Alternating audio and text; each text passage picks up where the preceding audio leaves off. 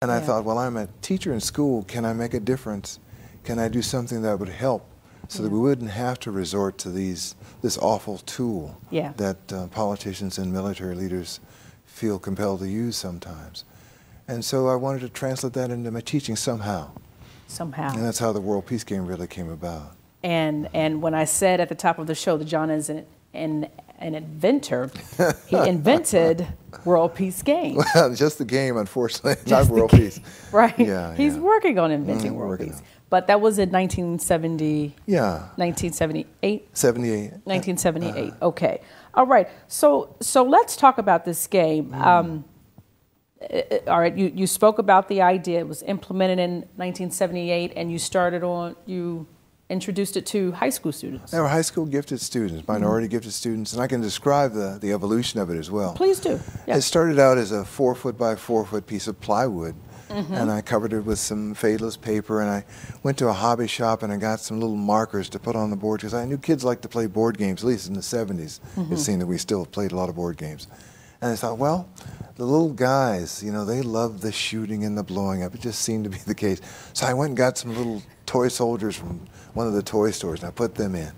And we were studying Africa, so I said, I'd better make it relevant to school. So I took the paper and traced the continent of Africa on it, a very large-scale thing, taped off all the countries, and had the students play roles as leaders of all the countries with different amounts of resources designated by the markers. And I said, let's just make it really challenging. They're supposed to be gifted.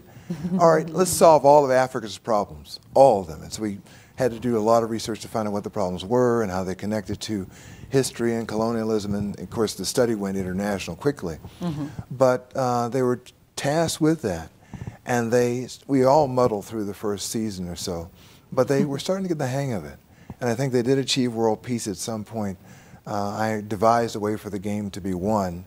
The game basically is won when every country's asset value increases beyond the starting point, their starting assignment, and when all the crises that they are embroiled in are solved also, then the game is won. Two conditions are met.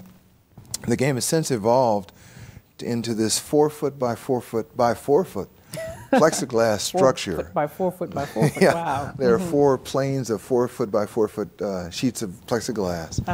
And they're at about a foot to a foot and a half or so apart, with 5 rods running through the platforms holding them up. And it's actually a very flimsy looking structure, but very solid. And each level is a level of the world. I tried to emulate the real world. So we have the undersea level, and there are model submarines, and there's undersea mining and oil wells and things like that undersea that can be involved in the crisis situations.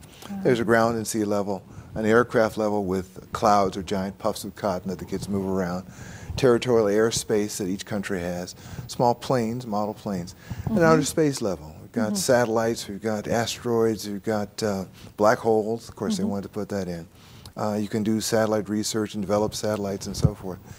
And so essentially the game is now about 50 interlocking problems involving everything, economics, social interaction, ethnic and religious and minority tensions, endangered species and environmental concerns. Everything that goes on in the real world that I could manage to get into the space, I've emulated for the game.